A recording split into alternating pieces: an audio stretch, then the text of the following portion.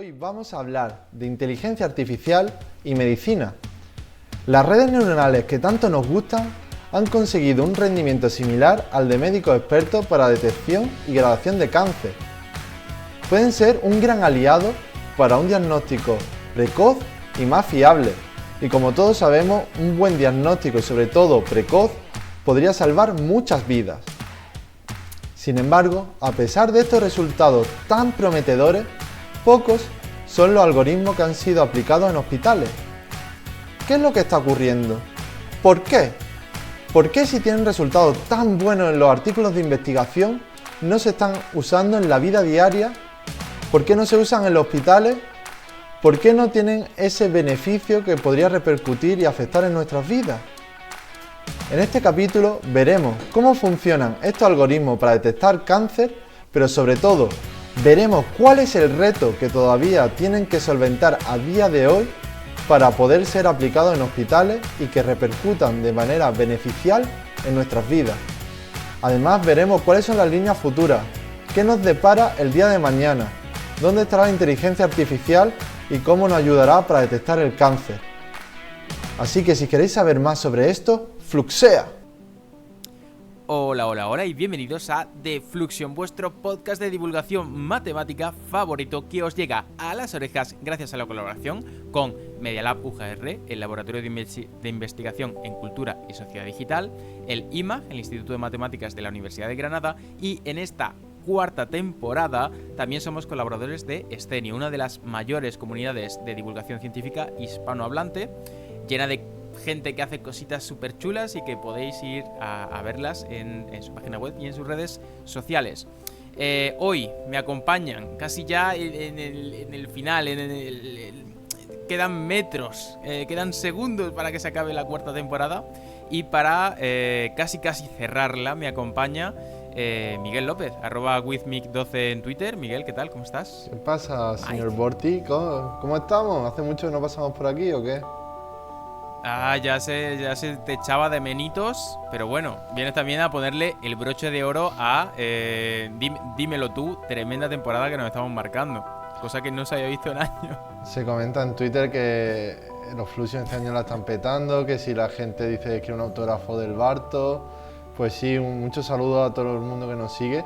Y también no sé si podemos hacer mención al gran evento de divulgación científica que tuvo lugar en Granada el mes pasado. Ojo, yo no te diría que podemos, te diría que debemos hacer mención a, sobre todo, agradeciendo a toda la gente que se llegó, a toda la gente que dio charla, etcétera, pero ¿de qué evento estamos hablando, Mike? Aquí te pillo, aquí te cuento. Un gran evento de divulgación científica en el cual reunió 11 divulgadores de Granada y probablemente de todo el país para resolvernos una pregunta en 5 minutos. Estuvo muy bien, nos lo pasamos muy bien y aprendimos mucho, así que repetiremos en octubre, septiembre, otoño en general, así que os esperamos allí para que podáis conocer a vuestros ídolos, los Fluxion. Exactamente. En la tertulia, Granada también, un abrazo y sobre todo y un shout out a la tertulia por habernos dejado el sitio, tío, y haber confiado también. Y salió de puta madre, perdón por la expresión. Pero estamos muy contentos y volveremos. Creo que esas expresiones bueno, no se pueden decir en la radio, gracias a Dios no estamos en la radio. Eso será igualmente después del veranito, después de las merecidas vacaciones que nos vamos a tomar. Pero antes queda, como vamos a decir, rematar esta cuarta temporada. Y yo prácticamente voy a cerrar ya la introducción diciendo que somos @defluxion en las principales redes sociales, que esta cuarta temporada, que no solo está saliendo maravillosamente bien, sino que además nos podéis ver esta carita de guapos que tenemos, porque estamos subiendo los podcasts en vídeo a YouTube mientras lo grabamos. Y ya está, por mi parte no queda mucho más. Yo soy @bortizmaz en Twitter. Y hoy creo que se viene un tema candente. Viene un tema muy potente relacionado con enfermedades, así que vamos a darle a ello, Mike. ¿De qué vienes a hablarme hoy?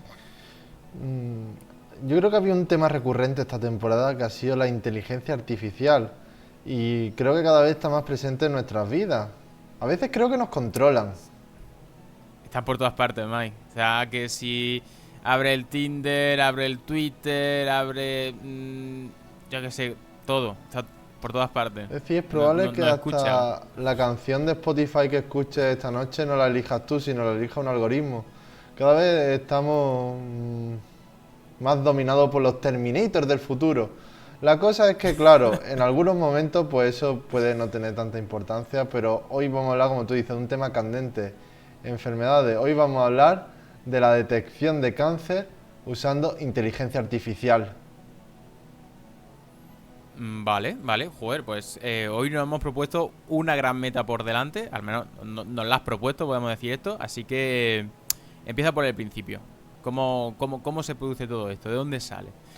Bueno, el origen realmente de todo esto es que, bueno, para detectar cáncer, normalmente pues tiene algunos síntomas que te llevan a hacerte una biopsia, porque con la biopsia es donde realmente puedes ver si tú tienes la enfermedad o no, donde te ven si realmente, pues qué tipo de enfermedad, qué tratamiento se le puede poner, etcétera.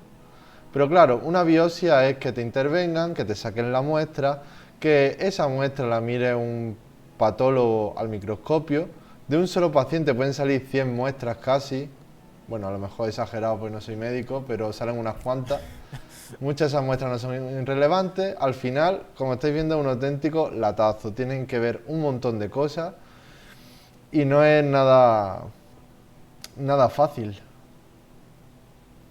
Porque al final todas estas muestras se le sacan al paciente, con lo cual conlleva un estrés al paciente, pero luego también conlleva, entre comillas, un estrés al patólogo, que es el que tiene que analizarla, observarla, etiquetarla, analizar qué es, qué no es, y claro, no siempre es sencillo, sobre todo cuando estamos jugando con un diagnóstico de una enfermedad que puede tener unos resultados muy agresivos, incluso en el propio tratamiento. Claro, aparte son difíciles muchas veces catalogadas, que pueden ser realmente muy subjetivas y claro, al final con el cansancio, mirando una y otra vez, pues normalmente pues yo me cansaría, es como si te tirases haciendo raíces cuadradas hasta el amanecer. Al final la última no cuadra, la última te sale raíz de 4 igual a 37. Totalmente, y mucho antes que la última, te diría yo. Con buen café todo llegaría. Pero claro, la cosa es que sería muy interesante si tuviésemos un sistema, una máquina, una inteligencia artificial que nosotros le diésemos pues las imágenes y de manera automática pues nos las analizara, nos diera cierta predicción, por ejemplo, nos quitase las que no son interesantes, las que no contienen nada que nos aporte información y el patólogo, el médico, se pudiese centrar en las que son más complicadas, en las que puede determinar el diagnóstico final, porque como bien sabemos, otra cosa muy importante aquí es que un diagnóstico precoz puede ayudar a que el paciente, pues, lo típico, que no se nos muera. Vale, pero entonces, ¿estás sugiriendo meter ese Terminator, esa IA, ese ordenador y sacar al médico de la ecuación o dejarlo a un ladito o van a ir de la mano? Si tú estás Me va a tratar un insinuando, Terminator, Mike. Me va a tratar un Terminator.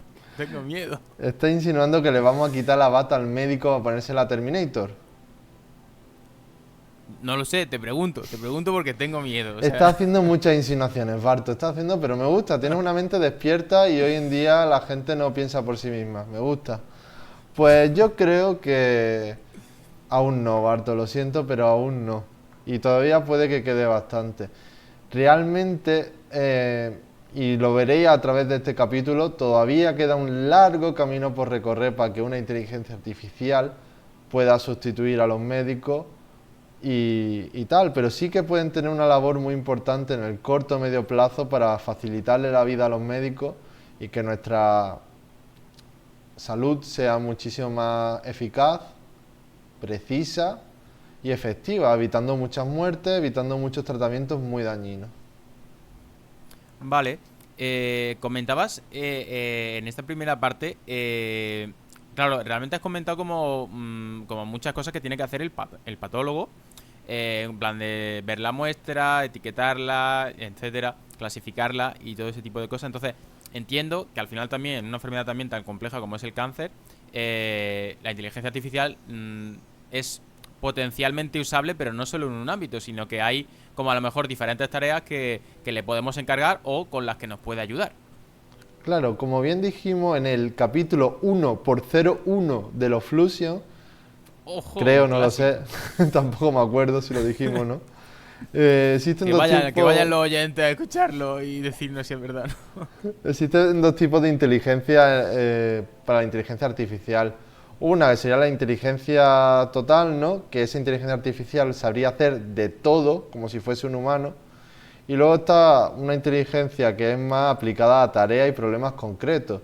Y dentro de la medicina, dentro de la detección de cáncer, hay distintos problemas, como bien has comentado, en los cuales la IA tiene algo que decir. Y estos problemas pueden ser segmentación de imagen, es decir, que dada esa muestra te diga de qué clase es cada tipo, si es tumoral, si es benigno, si es simplemente piel, si hay necrosis, lo típico. También estaría la detección de tumor y clasificarlo en qué subtipo es, la gradación de ese tumor, porque eso también es muy importante. No solo saber si tienes tumor o no, o dónde está localizado, pero si sabemos qué gradación tiene, si es grado 3, grado 4, grado 5, eso nos va a ayudar mucho a la hora del tratamiento y de saber cómo ese Claro. paciente va a salir de ahí. Ujú. Y también otro gran problema, entre otros muchos, sería la detección de células, ya que las células muchas veces nos dan información del tipo de enfermedad que es, simplemente por si hay mitosis, si esa célula se corresponde a un tumor de tipo bla bla bla. Al final esto de la medicina y del cuerpo humano es una movida. Ojo. Claro, y por lo que estás comentando también, estoy viendo mucho que al final va en la línea de lo que comentabas también al principio, de que hay mucha subjetividad en la imagen, hay mucha subjetividad o mucho conocimiento experto, digamos. Al final estamos mirando una imagen de un tejido, no estamos mirando una gráfica con un número, en plan, si el número es mayor que uno, menor que dos, sino que hay cierta complejidad en esa tarea y veo que has comentado también que muchas de estas técnicas se aplican precisamente sobre eso, sobre imágenes, que es la parte a lo mejor quizás más difícil de cuantificar. Claro, y muchas veces es complicado porque incluso, como bien he dicho, los médicos expertos no se ponen de acuerdo. Uno dice que esto es tumor de un tipo, otro dice que no es grado 3, que es grado 4, y al final es muy subjetivo porque los ojos que miran son los ojos que piensan y unos ojos dicen una cosa y otros ojos dicen otra. Parece filosófico, pero es muy cierto. Y entonces tener una cosa objetiva que nos analice esta imagen, que nos saque biomarcadores, pues podría ayudar a un diagnóstico más fiable y más, sobre todo, más imparcial también. Claro, al final supone, o sea, lo que se plantea es que suponga como otra, digamos, otro parámetro más, otra información más, otra fuente más de información que se sume al resto de cosas que ya con las que ya trabajan los médicos, que a lo mejor hay algunas cosas que son más objetivas, como determinada población de células está disparada, etc, etc. Exactamente. Esos son los problemas que nos puede ayudar la inteligencia artificial para la detección de cáncer. Pero claro, ¿cómo realmente se aborda esto? Pues como bien sabemos, porque espero que todo oyente de los Fluxion lo sepa, si no, no se podría considerar un oyente de los Fluxion, Quitamos el necesitamos una carnet. necesidad de datos enorme. Y entonces hay muchos modelos que usan muchísimos datos para usarlo, como pueden ser las redes neuronales, una gran querida de nuestro programa. Ujú. Pero claro, Clásico. es complicado. En el ámbito médico es muy complicado etiquetar imágenes y tener muchas imágenes etiquetadas, porque tú es lo típico que dices, quiero una base de datos súper grande. Y pone al Bart diciendo, hello, Barto etiquetará las imágenes. Pero claro, si pone a etiquetar perro y gato, pues Barto te lo hace. Pero si tú a Barto le pones imágenes de célula, ¿qué hace el Barto? A ver, el Barto de primera llorará. Llorará y se agobiará. Se sentirá chiquito y a ver, evidentemente yo no confiaría en el propio Barto, en la propia clasificación que haría de ahí. Evidentemente, no creo que debamos ir escogiendo, no creo que debamos ir cogiéndome en la vida para etiquetar esas imágenes. Es complicado. Por mucha inteligencia artificial que quiera usar luego. Cuando el Barto falla, las cosas se tambalean. Entonces, claro, necesitamos expertos. Necesitamos médicos expertos que sean los que nos proporcionen tanto las imágenes, pues tampoco veo al Barto sacándote un cacho de piel del recto. Tampoco. No. Podría ser un bonito experimento, pero no lo recomiendo nunca. Necesitamos un médico experto tanto que nos dé la imagen, que nos dé la muestra, como que nos la etiquete, que nos dé qué clase es, qué tipo de tejido hay, cuál es el diagnóstico del paciente, etcétera. Pero claro, incluso un médico experto puede no tener la misma opinión que otro médico, porque ¿quién no ha pedido una segunda opinión? Claro, al final, ¿Quién como no? decíamos, ¿no? Precisamente estamos en un área o en uno de los apartados de todo este diagnóstico final en el cual hay mucha subjetividad. Y ahí se incluye perfectamente que dos personas que sí que estén formando, como el Barto, que sí que sepan de lo que hablan, a lo mejor por X motivos no se pongan de acuerdo. Entonces ahí tenemos un problema que habría que estudiarlo también, pero eso daría para otro podcast en la 5ª temporada. Yo ahí lo dejo. Quien esté interesado en esto, mensajito en Twitter. Pero claro, ¿cómo podemos entrenar estos datos? Porque claro, podemos tener más datos anotados por expertos, pero incluso no se ponen de acuerdo. Tenemos que ir detrás de los médicos porque los médicos están muy ocupados salvando vidas, como para que vayamos detrás diciéndole, perdona, que tengo un sistema de inteligencia artificial, ¿podría etiquetarme esto? Es que es para un trabajo del cole. Pues el médico a lo mejor tiene a un caballo con el corazón abierto en el quirófano. No puede pararse a mirar eso. Claro, evidentemente, a ver, le urge más lo otro. Lógicamente siempre urge más lo otro. Imaginaos que tiene un Barto pataleando. Pues no.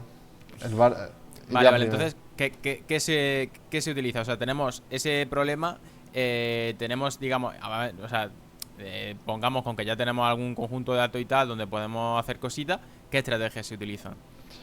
Pues una estrategia que se utiliza para la falta esta de datos etiquetados sería el aprendizaje débilmente supervisado, que creo que no lo hemos hablado nunca en el podcast, pero es bien golosete. Primera mención en el podcast, de hecho, así que dale caña. ¿De qué va eso? Lo voy a explicar muy brevemente. Puede haber 3 tipos distintos de aprendizaje débilmente supervisado. Uno, que está bien golosete, sería, en vez de tener en la imagen delimitados los tejidos y los tipos de células que hay, tener solamente el diagnóstico global del paciente. Es decir, tenemos la imagen, no sabemos dónde se localiza la lesión, dónde está el tumor, pero sabemos que esa imagen es tumoral grado 3. Y ya que el buen algoritmo pues aprenda él solo dónde está la localización después de ver muchas imágenes, porque al final acabará viendo qué es lo que tienen en común, como todo buen algoritmo. Correcto, vale. Entonces esta sería una. Otra sería tratar las anotaciones del médico experto de una manera un poco más especial. Es decir, que a lo mejor no podemos confiar tanto en ese médico. Podemos hacerle que la anoten estudiantes de medicina, gente que no esté que esté familiarizada con la tarea, pero que no sean expertos ni estén familiarizados con el problema en concreto en sí. Entonces hay algunos métodos que son robustos a etiquetas que no son del todo precisas. Vale, o sea, suponemos, digamos, cierta... O sea, no suponemos de primera que las etiquetas que nos lleguen sean como 100% una verdad automática, sino que lo ponemos, digamos, un poco en el aire. Es como, vale, esto puede ser esto, pero quizás no. Añadimos incertidumbre. Como bien sabrán los oyentes. Exactamente. Y la tercera y última sería el aprendizaje débilmente supervisado. Que ese sería simplemente tener un conjuntito chiquitito anotado y luego un montón de imágenes sin anotar. Y ya que el algoritmo con el conjuntito chiquitito anotado y las otras pues ya haga sus propias regiones de decisión, que él extraiga los patrones que crea convenientes y hacia adelante. Vale. Entonces, recapitulando, tendríamos un sistema que o sea, solo coge las imágenes y no se fija en nada más dentro de lo que sería la imagen, dentro de los datos que tenemos de esa imagen. Exactamente. Otro sistema que se fija en lo que dicen los médicos, pero con cierta... lo deja un poco en el aire. Digamos, el porcentaje de verdad, pongámoslo así, de lo que dicen no es siempre el 100%. Digamos, abrimos la puerta a que la información pueda ser errónea. Y luego, por último, otro sistema donde cogemos un trocito muy chiquitito y dejamos que el algoritmo extienda y generalice todo lo que pueda al resto de las imágenes que no tienen esa información.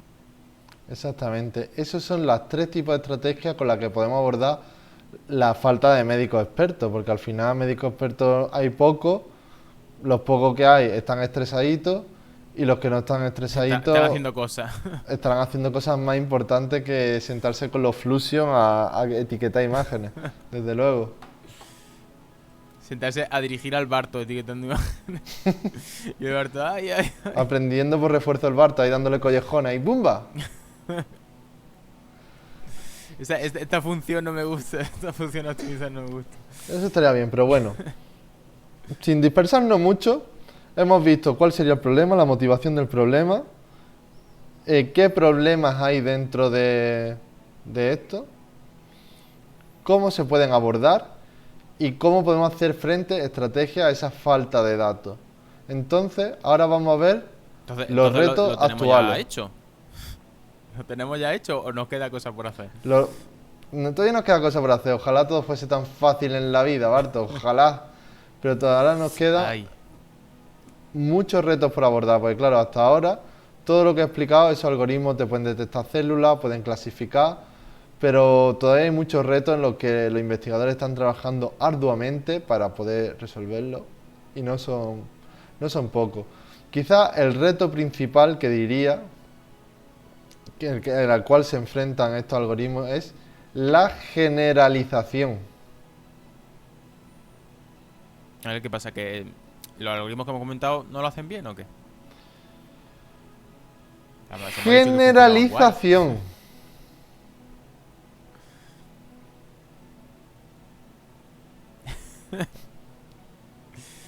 O sea, que no hacen bien muchas cosas. Barto, la generalización. Como bien sabemos, los algoritmos son muy buenos haciendo tareas muy delimitadas. Es como que te llega tu niño de quinto de primaria diciéndote: ¡ay, mamá, me sé muy bien los ríos de España! Y entonces tú le dices: hijo, ¿y los ríos de Rusia? Claro, el niño se queda loco porque el niño sabe los 5 ríos que le han dicho en clase y tu niño no es superdotado pues se sepa esos 5 ríos. Pues aquí pasa algo parecido. Por favor, no dejéis que los Fluxion tengan niños, que luego pasa lo que pasa. Luego quien los amamanta, pero eso es otro tema. Vale, dispara. Entonces, generalizan mal, pero traducido a los algoritmos que estamos utilizando de inteligencia artificial, ¿en qué se traduce eso?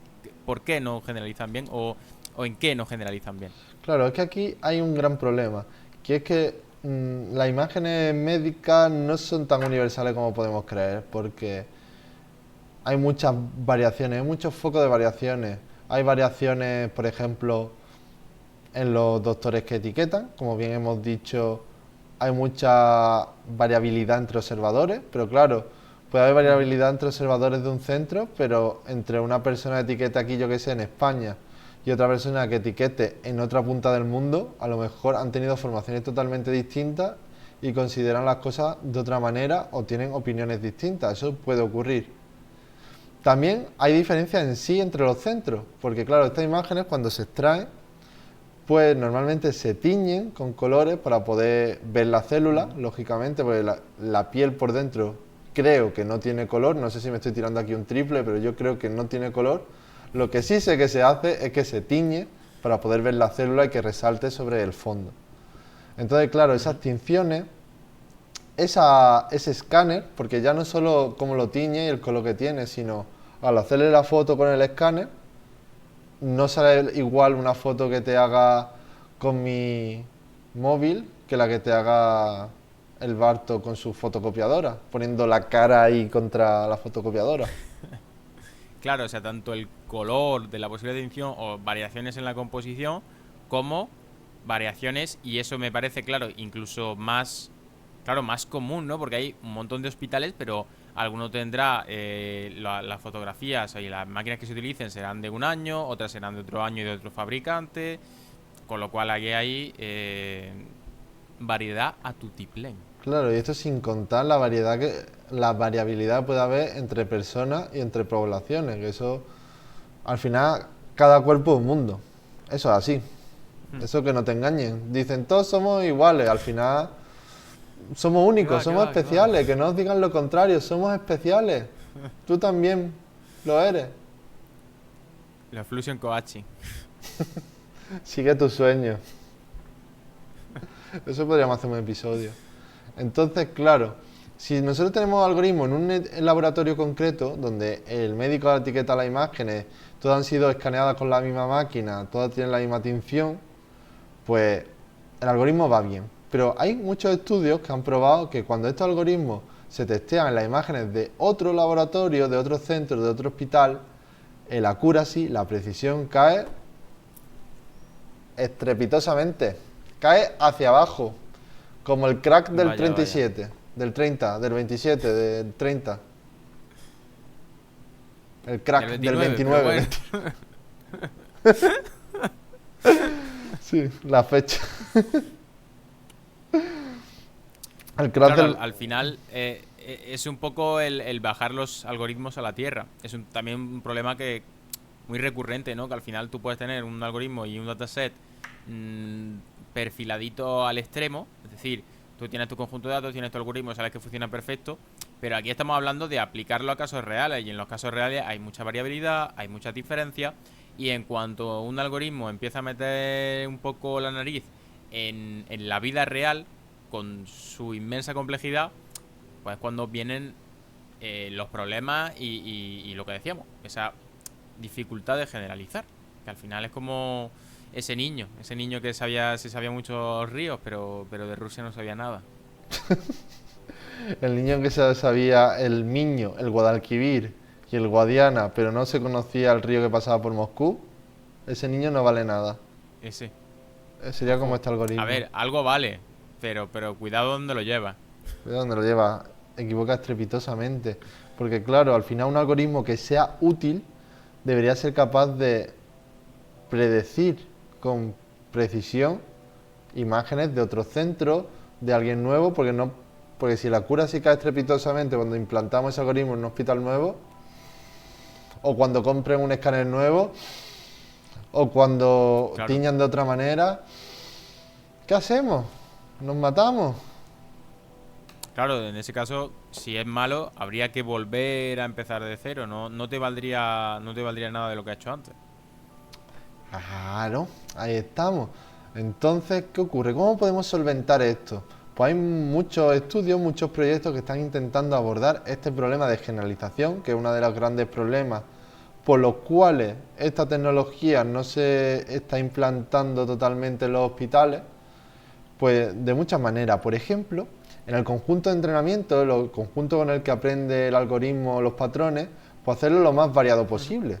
Claro, si metemos imágenes de todos los centros, imágenes con distintos colores, con distintos escáneres, cuando llegue una imagen nueva, pues raro sería que no se pareciese a alguna que ya ha conocido. Vale, claro. ¿Tiene sentido?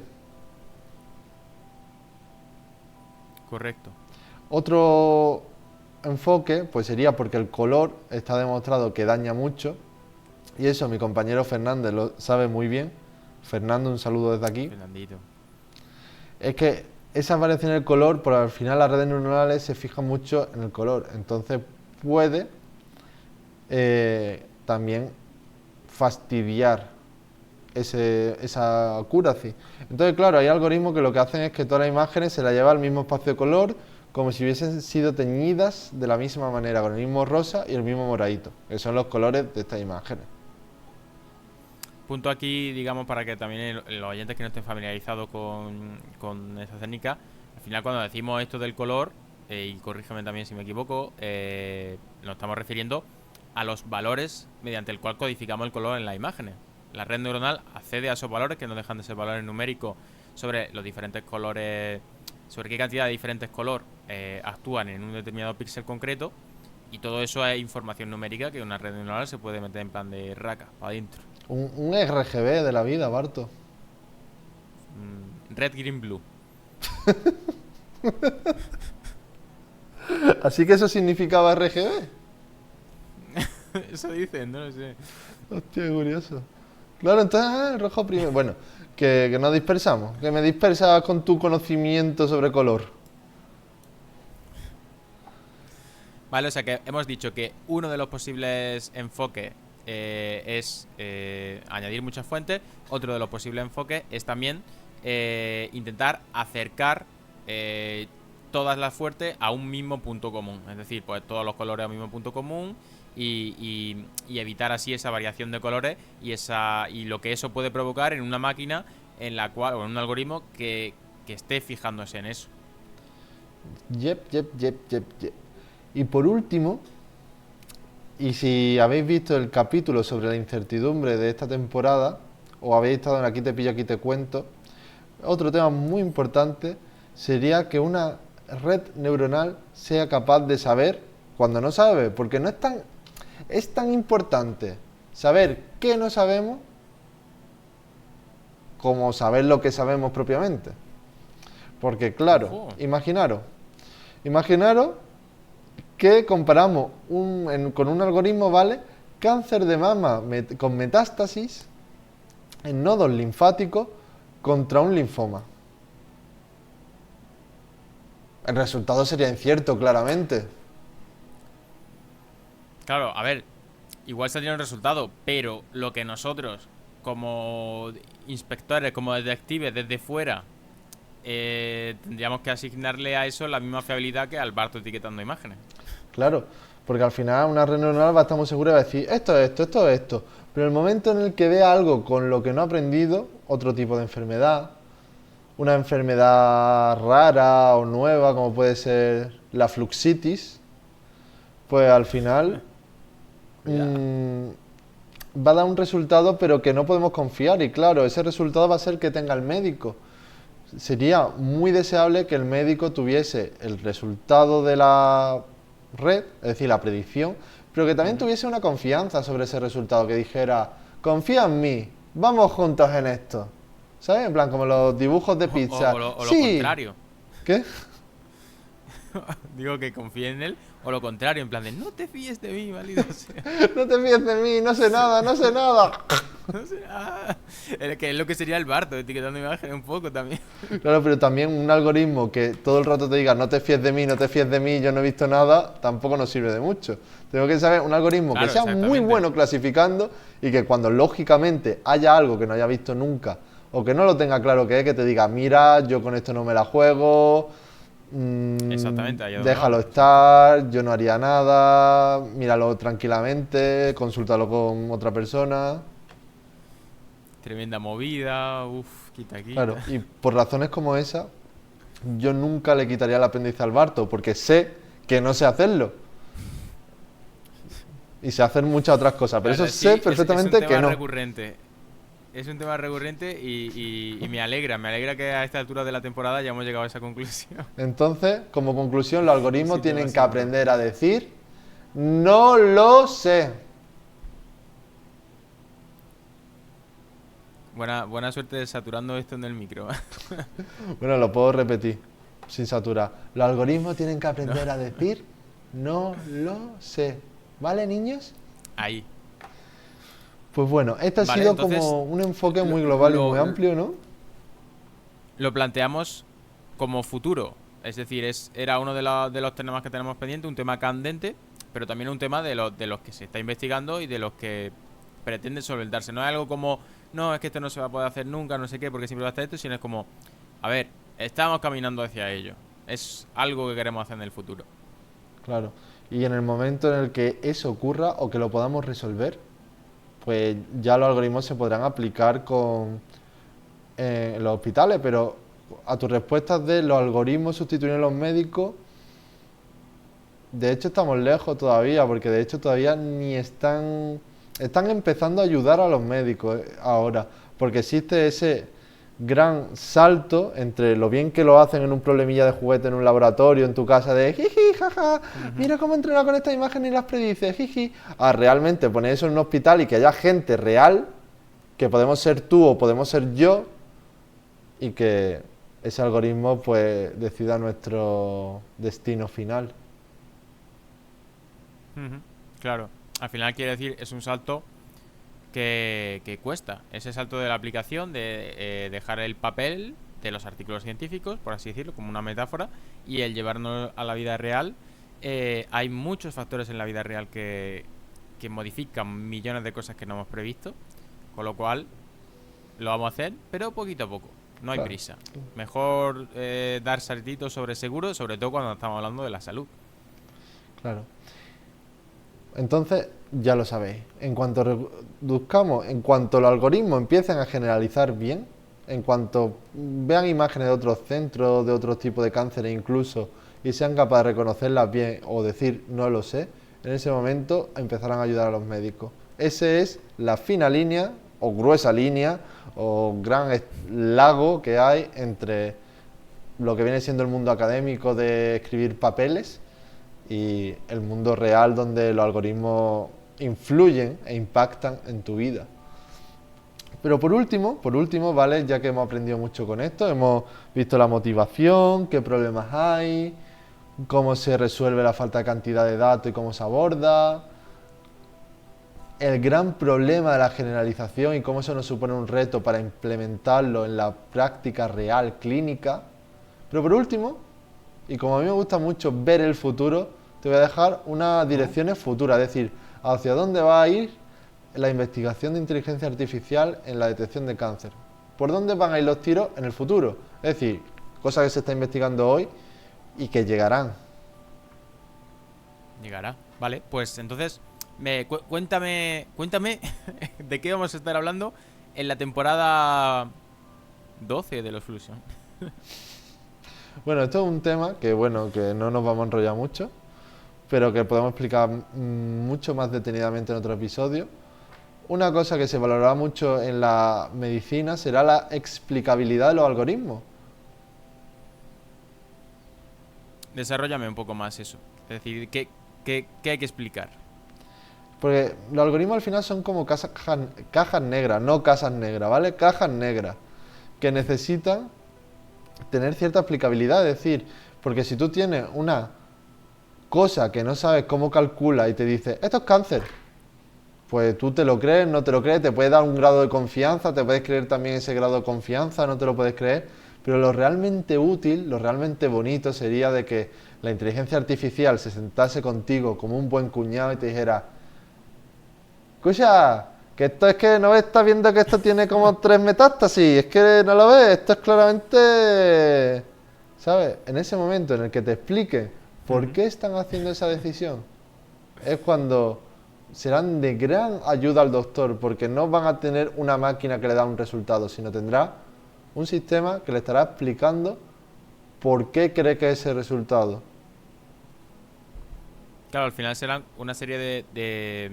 A ver, no sé cómo será al final, ¿no? Pero digamos que la línea que intentamos transmitir es que penséis que al final estos sistemas o estos algoritmos o estos inteligencias artificiales, como queráis llamarle, siempre inteligencias artificiales con muchas comillas, te digan, vale, he tomado esa decisión, pero bueno, por ejemplo, fíjate en estas 3 células, en estas 4, en esta región de aquí, y entonces como de los tropecientos mil ejemplos que he visto, esta región parece bastante probable que esté o sea tumoral, etcétera, etcétera. Entonces el médico incluso, al final eso aparece incluso no solo en esto de medicina, sino en muchas de las interacciones que tenemos con la inteligencia artificial.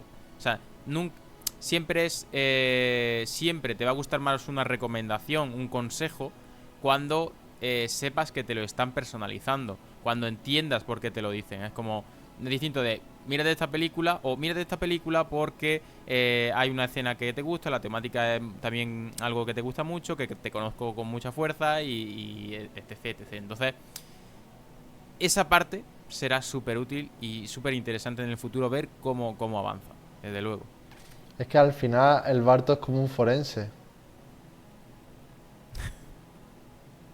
Sí, podría decirse, bueno, no podría decirse en absoluto, la verdad. Sí, el Barto es un forense porque quiere Saberlo todo, ¿verdad? Pero algo no se así. puede todavía. Algo así, él quiere saber por qué de todo. Más retos, Mike, que nos alargamos. Más futuro.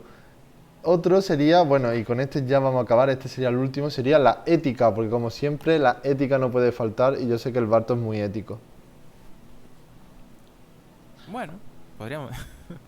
Al final En es este que, caso en particular, por ejemplo, ¿qué papel juega la ética, por ejemplo, en este caso? claro, al final son datos Personalizándolo al médicos, caso que hemos tratado. son muy sensibles y claro, el compartirlo, no compartirlo, pues si cae en las manos equivocadas, por ejemplo, una aseguradora privada, si tuviese esos datos médicos, esas pruebas clínicas, eso, pues te podrían hacer cositas malas.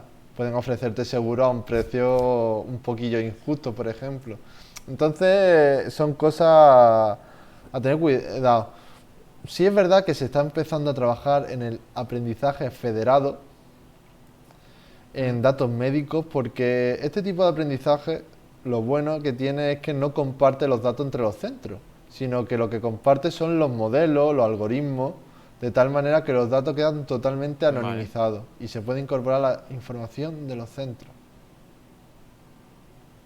Vale, sería como una herramienta que te permite incorporar la información de otro centro, pero sin realmente saber tal muestra de tal sitio, de tal paciente, tiene tal etiquetado. Sino un poco como si dijeras que una persona ha aprendido cosas y te la lleva a ese centro a que aprenda cosas nuevas. Algo así, sí, sería como el niño de los ríos, pues Te lo lleva a Rusia. te lo lleva a Rusia y que aprenda cosas nuevas y ese niño no va a decir nada de los ríos que ha visto en España, no va a decir ni mu. Va a decir Spasiba, el río, no sé qué y ya está. No metamos ahí, Mike, no metamos. Solo por añadir, es cierto lo que comentas también de que ha habido mucho movimiento. Hay muchísimas, en particular, por ejemplo, la Comisión Europea, pero muchísimas organizaciones y centros están sacando esa línea, esos compendios de una IA más ética, más legal, más que no discrimine. Pero claro, al final es interesante, por una parte, por el tema de que al final es importante que veamos más allá de los algoritmos, veamos dónde pueden aparecer sesgos, incluso en aplicaciones que en principio serían beneficiosas, como la que tú has dicho, es simplemente la de, oye, pues estamos ayudando o queremos ayudar a los médicos. Pues bueno, el modelo ahora quizás lo haga, pero a lo mejor el modelo introduce sesgos más tarde, cuando tengamos más información. Entonces, en toda esa etapa, evaluar el modelo, evaluar los efectos que tiene, evaluar los sesgos, evaluar en qué se usa, o si hay otras empresas que lo están usando para otras cosas. Entonces, bueno, yo creo que desde aquí dejar la puntita al tema de ética, que los compendios están súper bien, pero que la cosa sería aplicarlo. Que sacar libros, podemos sacarlo todos de ética, pero al ser una herramienta tan importante que se funde con nosotros tanto en la sociedad, habría que, oye, debatir y legislar en favor siempre del usuario y de las personas que nos van a ayudar a sacar cosas nuevas con los datos que podamos obtener. Me ha encantado porque en el guión, porque aunque no lo parezca, grabamos con guión y preparamos guiones. Aquí teníamos entre paréntesis speech del Barto sobre ética. Bueno, el guión, eso lo he escrito yo, puse, venga, que el Barto se suelte un speech aleatorio sobre ética porque el Barto es muy ético y la verdad que lo has clavado, ¿eh? Así que... Gracias. Aplauso desde aquí al Barto más ético. Puedo tachar ese del guión ya. Y ya está, sí, como conclusión, hay que ser críticos. Exactamente. Así que nada, con Pues, esto yo creo que acabamos. No me dejes la conclusión ahí, alárgame la conclusión también del programa ya. Pues sí, al final los algoritmos funcionan muy bien en ambientes acotados y prometen grandes avances, pero claro, todavía queda mucho camino por recorrer. Al final el algoritmo no es todo una accuracy, una precisión que pueden obtener en problemas muy acotados, muy de juguete. Al final la vida real pues tiene mucha variabilidad y no son tan estáticos, sino que son muy cambiantes. Para poder llegar y superar este hueco, ¿no? Este gran salto que hay desde la parte teórica, académica, a la parte real, para poder implementarlo, necesitamos algoritmos que sean capaces de generalizar a otros centros, a otros hospitales. Cuando consigamos eso, empezarán a ayudar a los médicos y podrán ser grandes.